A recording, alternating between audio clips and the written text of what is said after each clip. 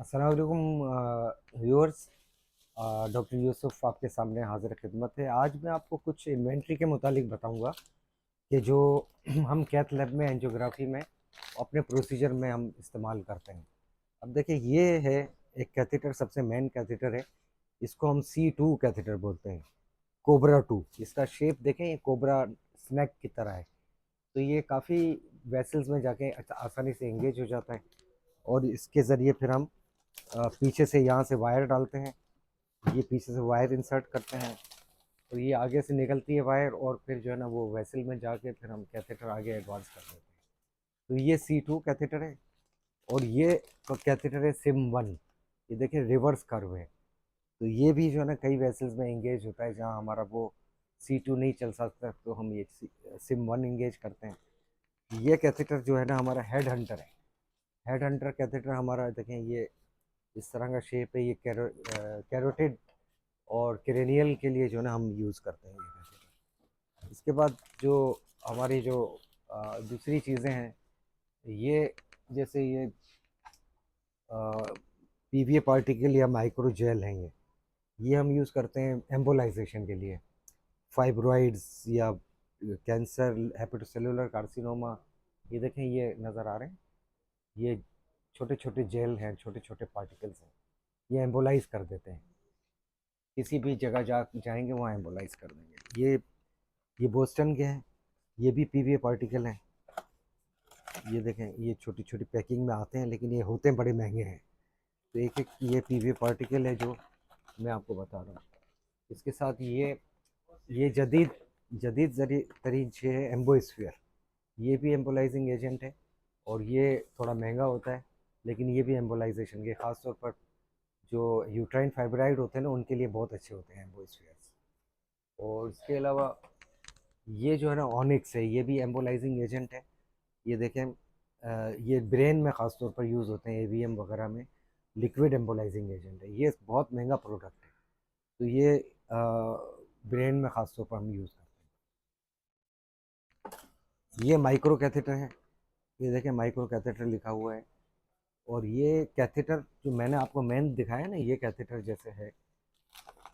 ये कैथेटर, इस कैथेटर के अंदर से ये माइक्रो कैथेटर चला जाता है, और छोटी छोटी छोटी बारीक वेसल्स में जाकर ये हमारे बाकी काम करता है, जो भी हमें इंटरवेंशन करनी होती है। तो ये माइक्रो कैथेटर भी काफ़ी महंगा होता है। तो ये मेन कैथेटर जहाँ बड़ी वेसल में जाता है, फिर छोटी माइक्रो वेसल्स के अंदर ये माइक्रो कैथेटर हम यूज़ करते हैं, जिसका कि बहुत ही, अगर हमें बारीक वेसल्स में जाना हो तो फिर हम ये माइक्रो कैथेटर यूज़ करते हैं। ये भी माइक्रो कैथेटर है, देखें, ये न्यूरो का माइक्रो कैथेटर है, जो ब्रेन में हम यूज़ करते हैं। तो ये ब्रेन की छोटी छोटी वेसल्स में जाकर इनको ये यूज़ करते हैं। ये कॉइल है, जो कि ब्रेन के एन्यूरिज्म वगैरह में कॉइल लगाने के लिए हमें चाहिए होती है। ये अमेरिकन कॉइल है, ये यूज़ करते हैं। ये इसका डिटेचर है, ठीक है, इसको रहने दें। और बाकी और भी चीज़ें हैं। अब ये एक और माइक्रो कैथेटर है, जो ये भी माइक्रो कैथेटर था, ये भी माइक्रो कैथेटर है। तो ये हमारी इन्वेंट्री है जो मैं आपको आज बता रहा हूँ। और ये जो है ना हमारे बैलून है, जो एंजियोप्लास्टी के लिए, लोअर लिम्ब एंजियोप्लास्टी या कहीं की भी वेसल खोलनी होती है अगर बंद हो, तो उसको खोलने के लिए बैलून यूज़ करते हैं हम। इसके अलावा ये जो है स्टेंट है। ये कोविडियन के, ये मेट्रॉनिक के स्टेंट हैं, बहुत महंगे होते हैं। ये काफ़ी जगहों पर जब बैलून से भी वो वेसल नहीं खुलती, तो उसको हमें स्टेंट कर देते हैं। वो स्टेंट जैसे दिल की वेसल्स में स्टेंट लगाते हैं ना, वो छोटे छोटे होते हैं, वो बड़े साइज़ के हमारे पास स्टेंट हैं। ये भी स्टेंट है। और इसके अलावा काफ़ी इन्वेंट्री है हमारे पास, जो छोटे छोटे गैजेट्स हैं हमारे। तो अब ये हैं, इसके अलावा जो ये हैं, ये फीमोरल शीथ है। ये जो हम फीमोरल आर्टरी पंक्चर करते हैं ना, उस वक्त ये शीथ इंट्रोड्यूस कर देते हैं। तो ये हमारा गेट वे है। तो ये शीथ जब चली जाती है, इसके ज़रिए कैथेटर, माइक्रो कैथेटर, जो इंटरवेंशन करनी है, फिर इसके थ्रू हम हर चीज़ कर सकते हैं। ये ट्रेल ब्लेजर है, ये सपोर्ट कैथेटर है, खैर एडवांस टेक्निक के लिए ये यूज़ होता है। अच्छा। ये जो है ना, जो वेरिकोज वेन के लिए हम कैथेटर यूज़ करते हैं, जो रेडियो फ्रिक्वेंसी एब्लेशन के लिए, वो ये कैथेटर है, जो कि वेरिकोज वेन, पैरों की जो वेन का गुच्छा बन जाता है, तो इसके लिए जनरेटर होना ज़रूरी है। तो जनरेटर अगर ना हो तो ये कैथेटर यूज़ नहीं कर सकते। जबकि ये कैथेटर जो है ना, ये फ्लेबो गिफ है, इसमें जनरेटर की ज़रूरत नहीं है।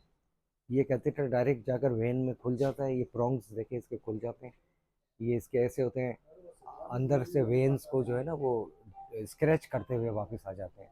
तो इसमें जनरेटर की ज़रूरत नहीं है। ठीक है, ये नया कैथेटर आया है जो हम यूज़ कर रहे हैं।